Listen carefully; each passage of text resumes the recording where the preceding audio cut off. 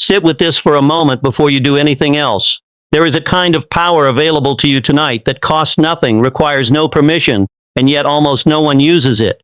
It has nothing to do with what you say, what you post, what you explain, or what you defend. It has to do with what you allow yourself to leave unsaid.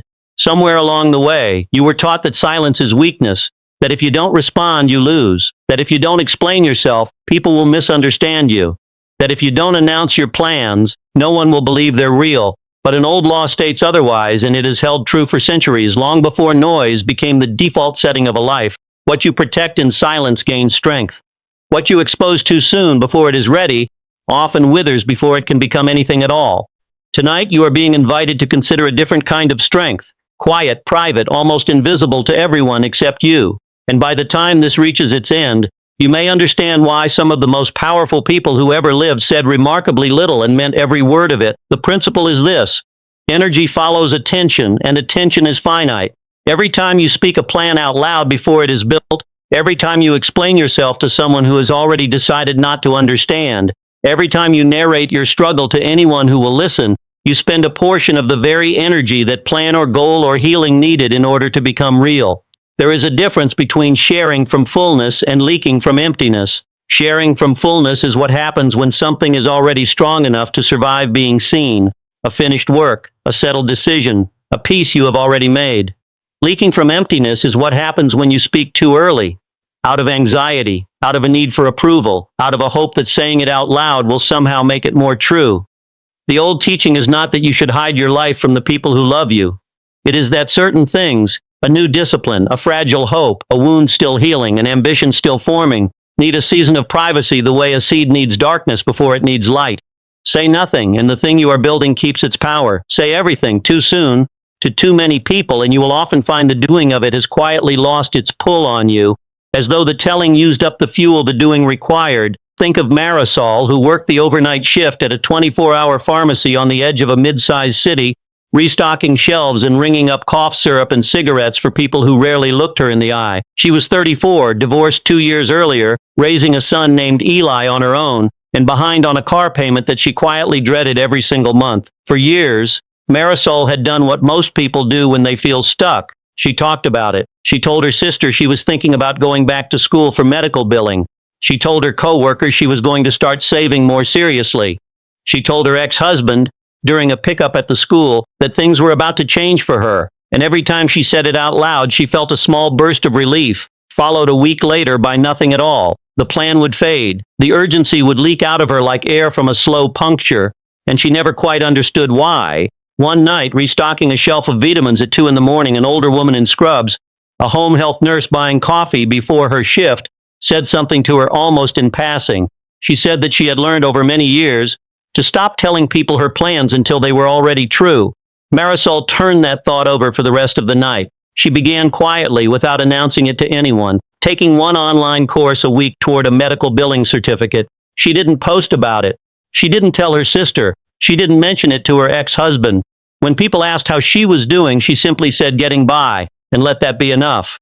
Something shifted in her that she hadn't expected. The energy she used to spend explaining herself, defending her plan, managing other people's doubts or excitement, she now spent entirely on the work itself. Some nights it was only 40 minutes of study after Eli was asleep. But those 40 minutes were undiluted. Nobody's opinion had touched them. 8 months later, Marisol finished her certificate. She told no one until she had already applied for a new position at a billing office across town, a daytime job with better hours and a modest but real raise. When she finally told her sister, it wasn't a hope anymore. It was a fact. Her sister cried a little, not because the news was enormous, but because for the first time in years, Marisol wasn't asking anyone to believe in something unfinished. She was simply reporting what had already become true. Marisol still works that job today. She still keeps most of her plans to herself until they're ready to stand on their own. And she has come to think of that privacy not as secrecy, but as a kind of care. The same care you'd give something young enough to still be harmed by too much handling. I protect what matters to me until it is strong enough to stand on its own. There is a stillness available to you that has nothing to do with circumstances. It is the stillness of a person who has stopped needing an audience for their becoming. Many who have walked a spiritual path across many centuries have described a similar discovery, that the loudest parts of the mind are rarely the truest parts of the self, and that beneath the need to explain, defend, and announce, there is a quieter intelligence at work, one that does not require your narration to keep functioning. Some have called this trust in an unseen order. Others have simply called it peace. When you stop performing your life for the approval of others, even in small ways, when you allow a hope to exist privately, without needing it validated, you may notice a settling in the chest, a sense that you are no longer negotiating your worth with people who were never actually in charge of it. This is not withdrawal from the world. It is closer to reverence. Some things are sacred simply because they are still forming, and forming things do not always survive early exposure to cold air. There is an old comfort in this. You do not have to explain your becoming to anyone. You are allowed to let it happen quietly, the way a season changes without asking the trees for permission. I do not need approval for what I have already decided. Consider the life of Ernest Shackleton, the polar explorer who in 1914 set out to cross Antarctica and instead found his ship, the Endurance, crushed and slowly swallowed by pack ice before the expedition had truly begun. For nearly 2 years, Shackleton and his crew were stranded, first on drifting ice, then in makeshift camps, then in small lifeboats crossing brutal Southern Ocean waters. What is remarkable is not simply that all of his men survived, though they did.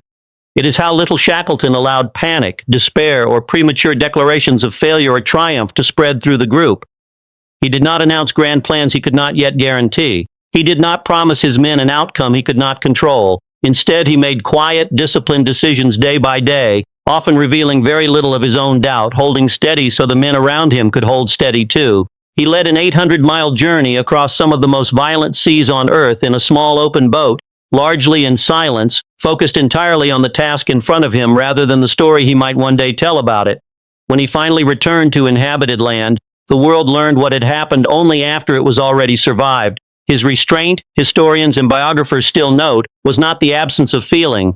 It was the discipline of not spending in words what he needed for endurance. His name has become ever since a quiet symbol of what it looks like to hold a crisis with steadiness rather than noise. There is a teaching found in more than one wisdom tradition, told in slightly different forms, about a student who came to an old teacher and asked how to become wise.